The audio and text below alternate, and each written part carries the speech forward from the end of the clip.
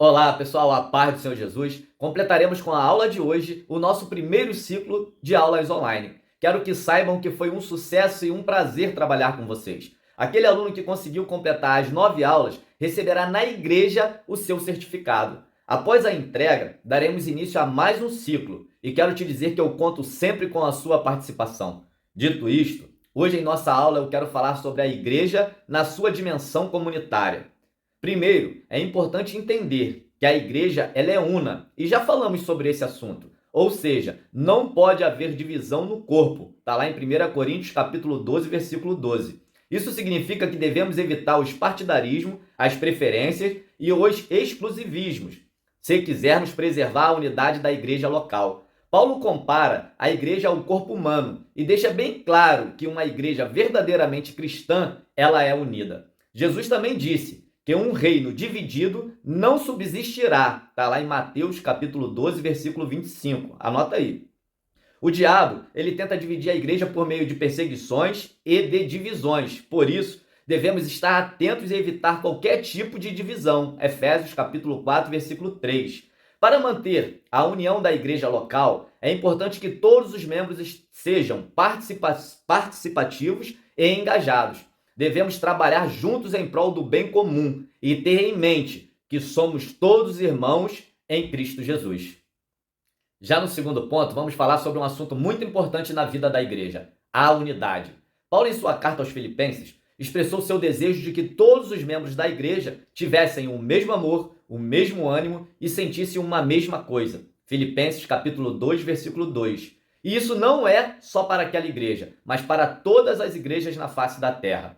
A unidade ela é essencial para a saúde da igreja e para o testemunho do evangelho.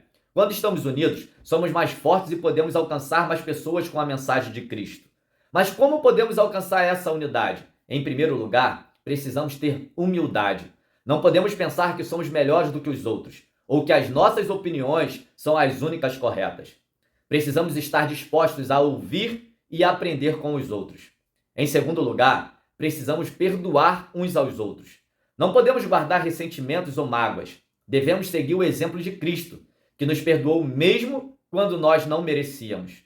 E em terceiro lugar, e não menos importante, precisamos amar uns aos outros.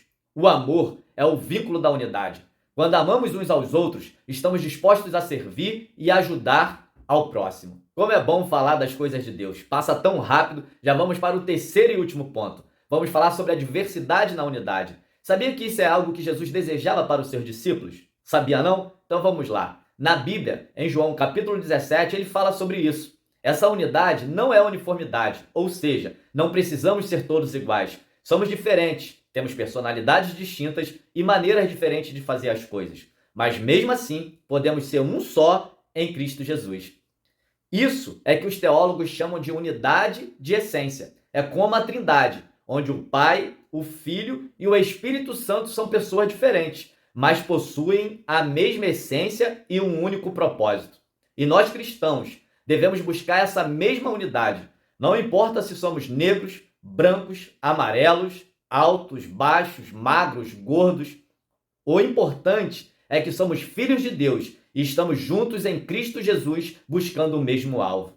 Então vamos valorizar nossas diferenças e aprender a conviver com elas. Vamos respeitar uns aos outros e amar o próximo como a nós mesmos. Porque só assim podemos ser verdadeiramente cristãos e adorar Cristo em espírito e em verdade. Vamos para a nossa conclusão. Hoje falamos sobre a natureza da igreja. É importante entender que uma igreja só pode ser considerada cristã se possuir determinadas marcas ou características. E essas características são fundamentadas na palavra e habitadas pelo Espírito Santo. Além disso, a igreja não está limitada pelo tempo nem pelo espaço. Ela existe tanto local como universalmente.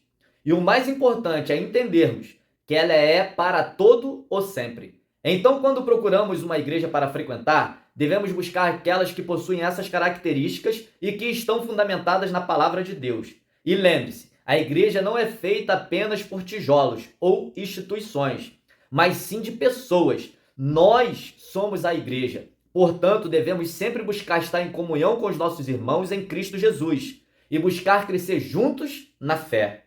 Espero que tenham gostado dessa lição bíblica e que possamos sempre buscar estar firmados na palavra e ser cheio do Espírito Santo. Deus abençoe a sua vida, a sua família e o seu ministério. No 3, vamos declarar que só o Senhor é Deus. 1, 2, 3. Só o Senhor é Deus, só o Senhor é Deus, só o Senhor é Deus. E até a próxima aula.